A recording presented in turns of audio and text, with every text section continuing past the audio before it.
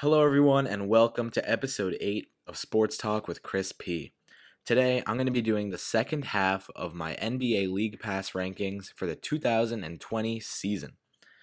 So, we left off in the last video, did the first 15 teams, numbers 30 to 16. Now, I'm going to get going with numbers 15 through 1. Let's get it started with number 15, the Toronto Raptors, the defending champions of the NBA. Obviously, a team that is good, even though they've lost their by far and away best player in Kawhi Leonard. Kyle Lowry, Norman Powell, OG Anunoby, Pascal Siakam, who just got locked up for another 4 years with a $130 million extension, and Marc Gasol is a team that should not be getting overlooked in the East. I think they're definitely going to be finishing with a playoff spot, even if it's not that high of a seed. Maybe top 5, top 6 for these guys. Listen, Pascal's a fun player to watch, man. He has those spin moves in the post. He has a passing game going for him. Kyle Lowry definitely is a facilitator. Marc Gasol's fun to watch. Former Defensive Player of the Year. It's nice to see him get a few blocks. Nice to see him get some stops. Nice to see his passing game on display. This is a team who, accompanied by a little bit of a jump from OG Anunoby, as I predicted in my first ever video on this channel, should be really fun to watch this year. I have them, right in the middle, number 15. I think that's a great spot for them because they lost their best player, but I'm not counting them out for this year. I don't think they're going to be a playoff contender. I also don't think they're not going to make the playoffs. I think they'll make the playoffs and even have a chance to advance a round or two. In the number 14 spot, I have the Portland Trailblazers. Damian Lillard and CJ McCollum is must-watch basketball, really because just of their offensive abilities. I mean, defensively, they're not turnstiles, but you're not looking at an elite defensive backcourt here. Offensively, you are looking at a really good backcourt. Add in Rodney Hood, who seems to be getting more touches in the preseason games, taking a few more shots, looking pretty comfortable offensively. His shot looks great. I think this team is going to be a lot of fun. Yusuf Nurkic is going to come back near the end of the season. That's fine with me. They have Hassan Whiteside for the meantime, and they'll probably push him to the bench or the power forward spot when Nurkic is back. But even though Whiteside, I might not be his biggest fan, I think he's a good player.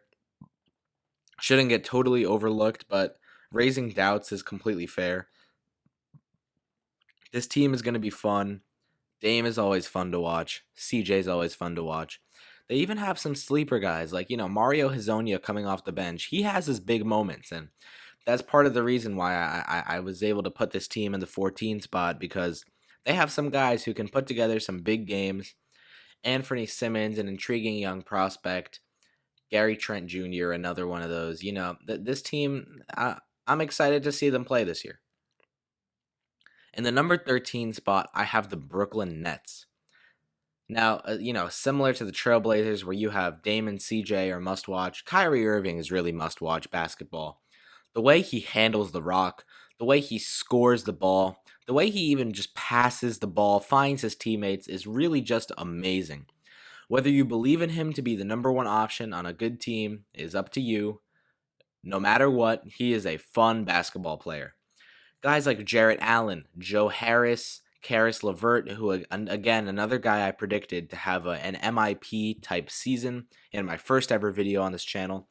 Just guys who, even though their games are a little more one-dimensional than Kyrie's, still fun to watch. DeAndre Jordan might be 31. He's fun to watch. We have guys on this team, even with Kevin Durant sitting out for the year, that are just, you want to see them play. I'm just excited to see them go at it this year. Whether they finish with a playoff spot in the East or not is honestly a debate at this point. With the news of Blake Griffin being out for about a month, maybe now they have a much bigger chance of making the playoffs, but I don't think it's a guarantee that they get in there. Whether they're the 9th, 10th, or 6th seed, they're going to be fun to watch. So that's that. This is going to be a fun team to see. I still think, as a Knicks fan, that New York, in New York, the Knicks are the the team to be a fan of, the bigger brother team, but the Nets are going to be fun. I'm not going to deny it. In the number 12 spot, I have the Dallas Mavericks. And again, this kind of comes down to their star power. Luka Doncic and Kristaps Porzingis is a young duo that is undeniably good now and has undeniable, very high potential for future seasons.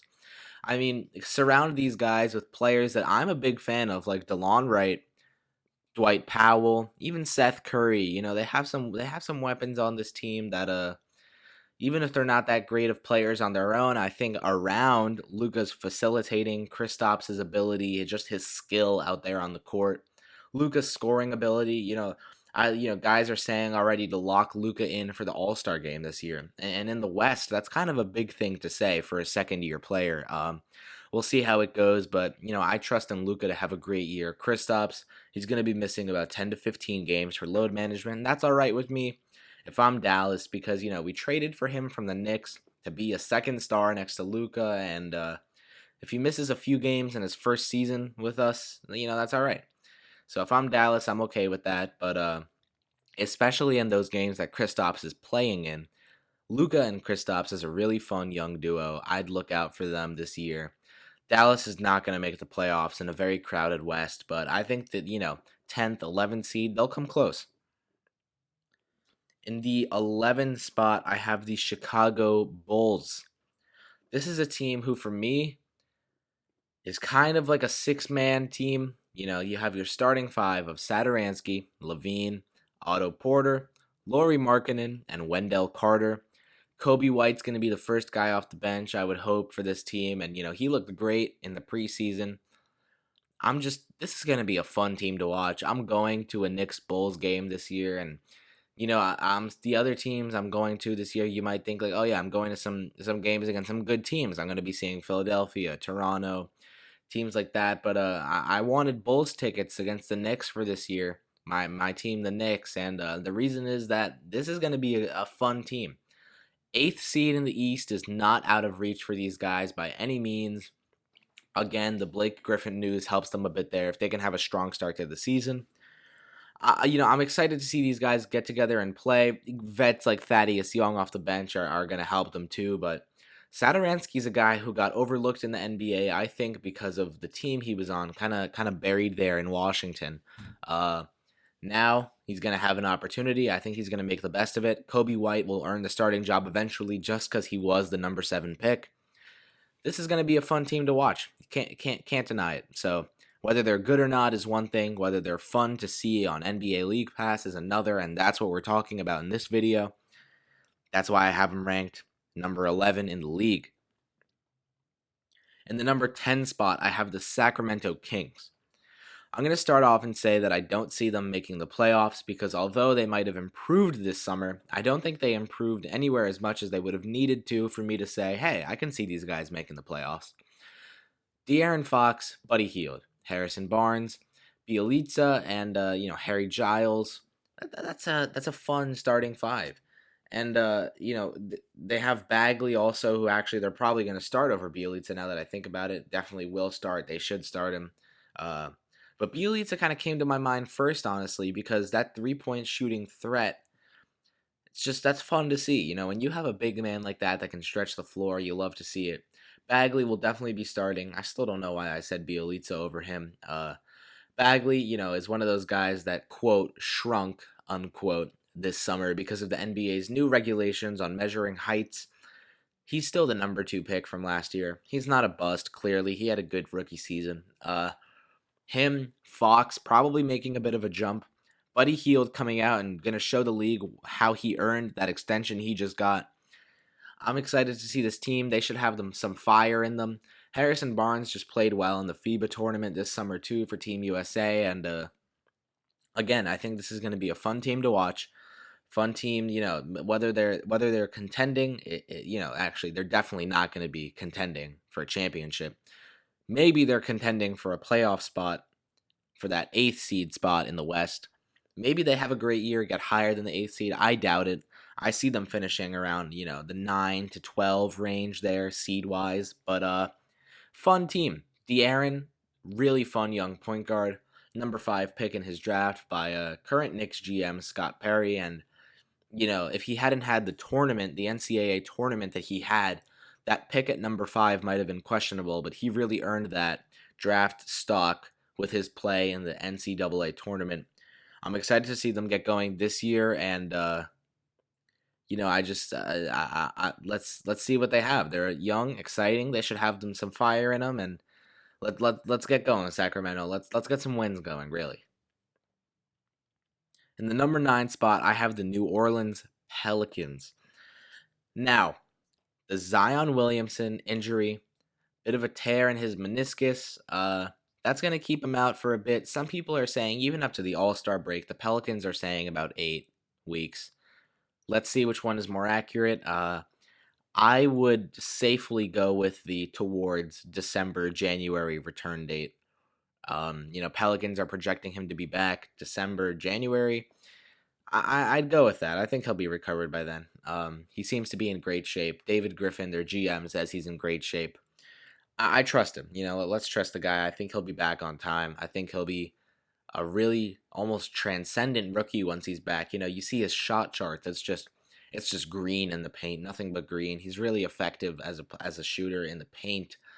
As a shooter from outside, he's going to be a bit inconsistent in his rookie year. That's something that can come with time. But as for the rest of the team, Drew Holiday is someone who I've seen people go as far as to say, if things really get together for the Pelicans, Drew Holiday isn't an unlikely MVP candidate.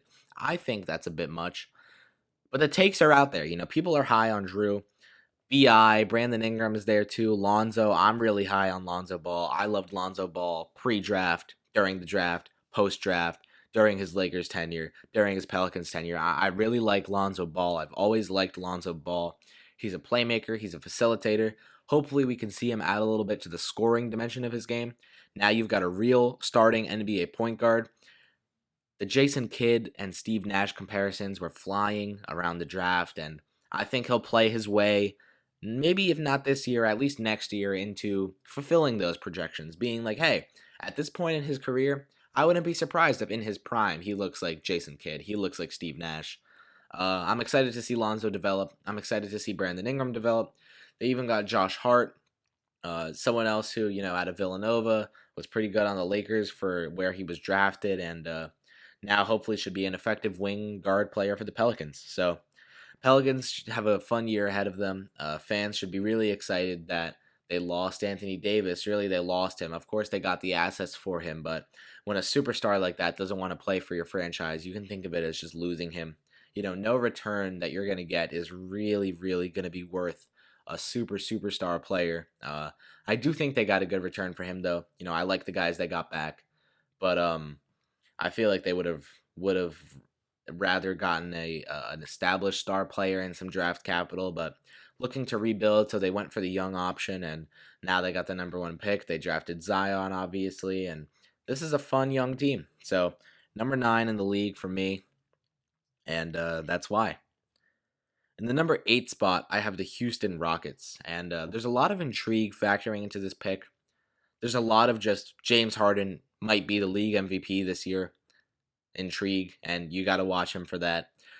But to see how Harden and Westbrook are going to share the ball, and I'm going to be honest, for this, this segment of the video, I'm totally going to ignore anyone on the Rockets that is not named James Harden or Russell Westbrook. That is because we know how they're going to play.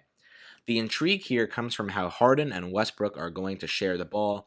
A lot of jokes about how there's only one ball and you really need 2 basketballs on the court at the same time to satisfy those 2 guys. But I see them having a good year if Westbrook can kind of play his role, and I see them having a very messy year if Westbrook tries acting like he is the number 1 option on that team. He's just not. Harden is. Harden should be. Harden will be. I'm excited to see how they fit together. A lot of people are underselling them. I think they're gonna win a good amount of games on the regular season, and whether they make a deep playoff run is one thing, but I'm talking about in this video regular season. How fun, how interesting is this team going to be to watch?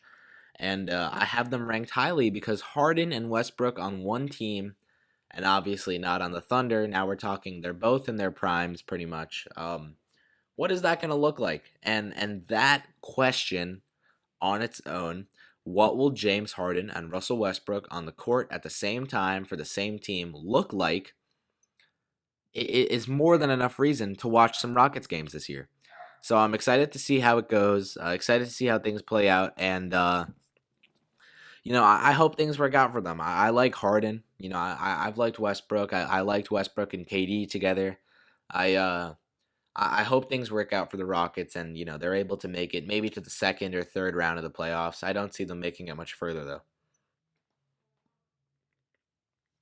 In the number 7 spot, I have the Golden State Warriors.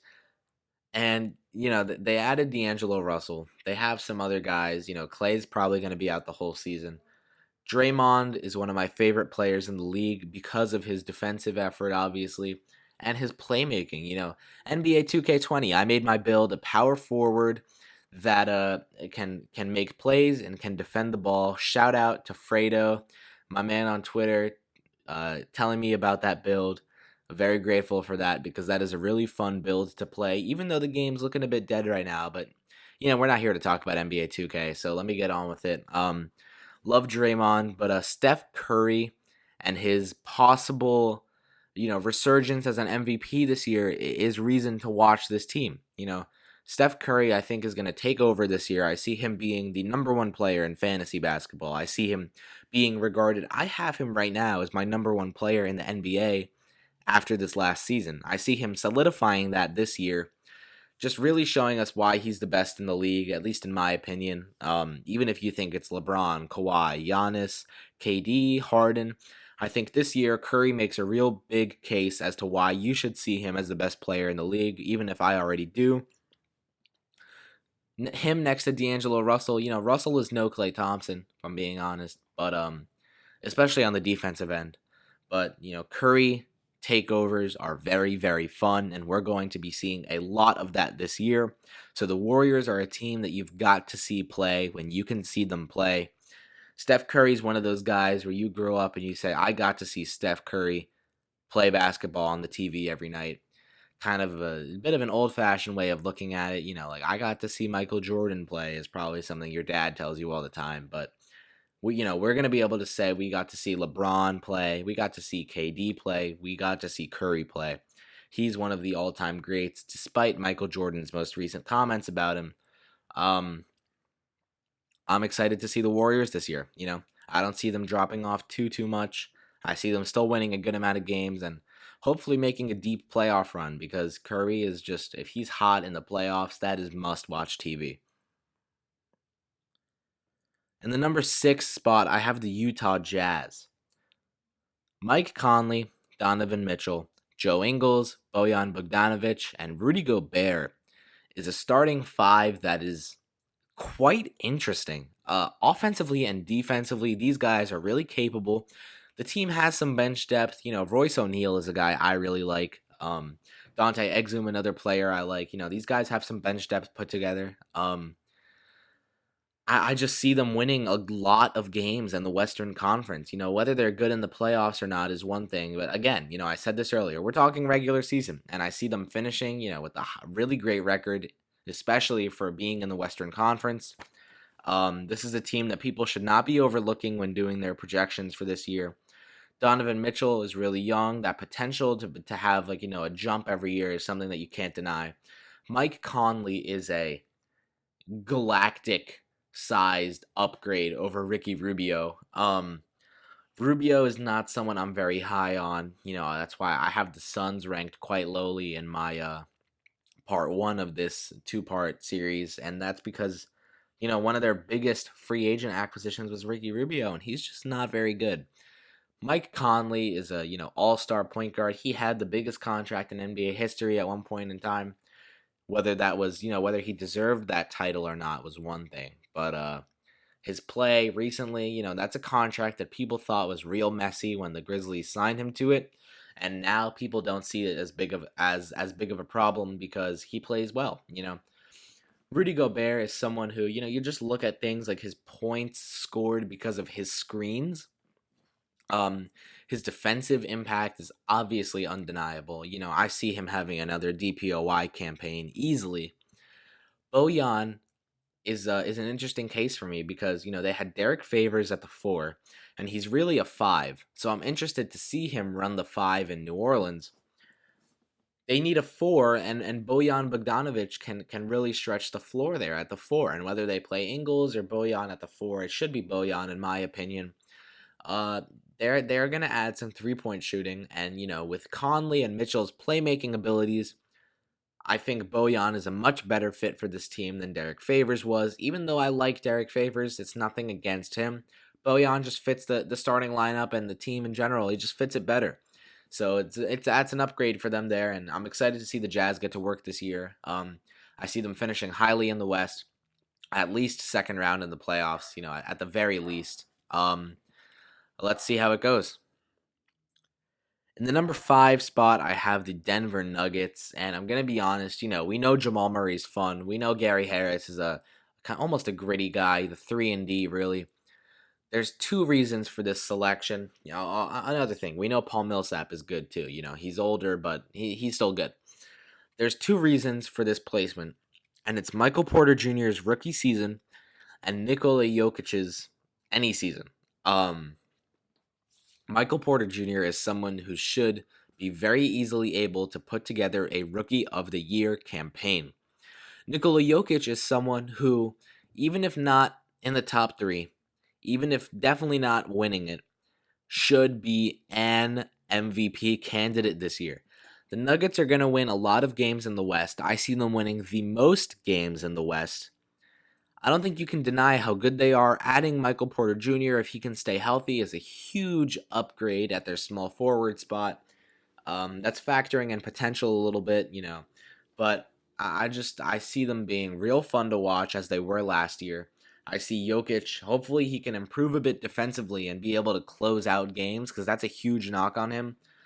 I see Jokic as being better than Joel Embiid, but a lot of people disagree with me on that. I'm fine with that because he doesn't close out games. I think this team's going to be really fun to see this year. Really, really fun to see. Jokic's playmaking, his passing is like Magic Johnson-esque, really, but at the center position. It's just incredible to watch. They have a great team of guys around Jokic, including Michael Porter Jr., who should provide a lot of intrigue this year for a team that is they're never overlooked in the regular season, but when it comes to the playoffs, people are just like, yeah, maybe they'll do good. Nah. I want to see less uncertainty about them this year. I want people to be on notice that they are one of the best teams in the league. I think they proved that this year. I have them ranked number 5. Number 4, I have the Milwaukee Bucks. This all starts with one man, as we know, is Giannis Antetokounmpo. Coach Mike Budenholzer is a reason for their success. I'd say a big reason, but the reigning MVP is must-see TV. They surrounded him with a team of guys that fits him perfectly. They even overpaid Chris Middleton just because Middleton is a good fit around Giannis. So I think it was worth it. It's not that much of an overpay when you're looking at things in context. Giannis is he's a freak. He's the Greek freak. And he's must-see TV when it comes to League Pass because, at any moment, he can make a play that will end up on your SportsCenter top 10, on your House of Highlights, wherever it is. Giannis is out here making plays, and you can't deny it. You can't deny his ability. You can't deny his playmaking, his length, his speed, his rebounding, his scoring, hopefully his improved shooting, everything about him besides his shooting. Shooting is the only real question mark for him. Everything else is assured. You're getting elite level play out of this guy. Gonna be fun to see. Dante DiVincenzo is another reason for this ranking because I really liked him at Villanova, and I see him having a good year if he gets some burn. So I hope things go well for him too, but really, Giannis, if I had to justify this number 4 placement in one word, Giannis. That's it. Giannis. That's all you need to hear. In the number 3 spot, I have the Los Angeles Clippers. And, this is an easy placement for me because this is the best team in the NBA. They have the best starting five in the NBA. They have undeniably good bench depth, very easily, arguably, the best bench depth in the NBA because they have two guys on their team right now who were finalists for the Sixth Man of the Year award. I mean, come on, this is undeniable talent. Their two rookies from this year were both featured in my draft steals video. This team is good, very, very, very good, and you've got to see them play. I'm going to be watching them play tonight. It's Tuesday. They're playing the Lakers tonight at 10:30. Paul George isn't playing, but I'm going to be tuning in, and I wouldn't be surprised if either team won. Obviously, I don't think it's a one-sided battle here, but that battle of the LA teams is really something to look out for. That kind of helps me transition into my number 2 placement of the Lakers. And these are two teams that I can kind of talk about at the same time because the Clippers have Kawhi and Paul George. The Lakers have LeBron and Anthony Davis. I mean, these duos are both, I've been using this phrase a lot, but this is like definition must-see TV. LeBron and AD is a duo you want to watch every night if you can, That's just going to be a lot of fun. Kawhi and Paul George, the two-way threat that duo presents to opposing offenses and defenses is incredible. Kawhi, our reigning Finals MVP. Paul George, a reigning top 3 MVP candidate. I mean, undeniable talent there for both LA teams and the duos. The Clippers are the better team in my opinion because of their bench depth. But the Lakers rank higher on my League Pass rankings simply because LeBron and AD is just more fun to watch than Kawhi and Paul George from a very basic basketball standpoint. It comes down to, whether Kawhi and PG are going to be better as a duo is one thing. LeBron and AD pick and rolls are going to be one of the biggest offensive weapons in the league this year. You have Curry's three-point shot. You have LeBron and AD pick and rolls. You have Kevin Durant's mid-range game. These are just weapons, offensive weapons in today's NBA that are undeniably incredible to watch. There was a great play in a preseason game between the Lakers and the Warriors where LeBron got a screen from AD and made the pass to AD on the roll. And before the play even began to develop, Draymond Green, kind of almost punched his hand and was like, how did we let this happen? And everyone was like, what does he see? And, Anthony Davis takes one dribble and he has a wide open alley-oop to Dwight Howard. It's just like, plays like that can happen literally every single time down the floor because when you have LeBron James and Anthony Davis on the same team, how do you stop that consistently? There are teams where they're going to play them and LeBron and AD will combine for a meager 40 points and you can say, oh, they shut him down. That duo is going to blow up. I mean, explode on some nights and you want to be watching when it happens. That's why the Lakers are my number 2 team over the Clippers at number 3. The team I have in the number 1 spot is the Philadelphia 76ers. And this is because just of how powerful they are as a team. I mean, when your starting 5 is Ben Simmons, Josh Richardson, Tobias Harris, Al Horford, and Joel Embiid, you are a skillful, a very offensively and defensively capable squad. Their bench depth is nothing to be overlooked. They have guys on that team that are going to make plays every night. Zaire Smith, hopefully going to have a good season for them.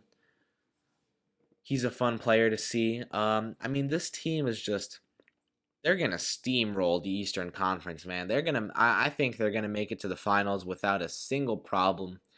If Ben Simmons adds a 3-point shot, that's, even if he doesn't shoot it at a league average rate, if he just becomes somewhat of a threat from the 3-point line, this offense is going to benefit a lot from it. This team, their heights of their starting lineup is like 6'9", 6'6", 6'8", 6'10 ish, 6'11, and or actually Al Horford was like 6'8, they said, and Embiid at around 7 feet. Just really really tall and long as a team, especially the starting five. Must see basketball. You got to watch this team. They're gonna have a lot of fun in the Eastern Conference this year. I think they'll steamroll teams in the playoffs. Whether they win in the finals or not, I think they'll be in the finals, probably against the Clippers.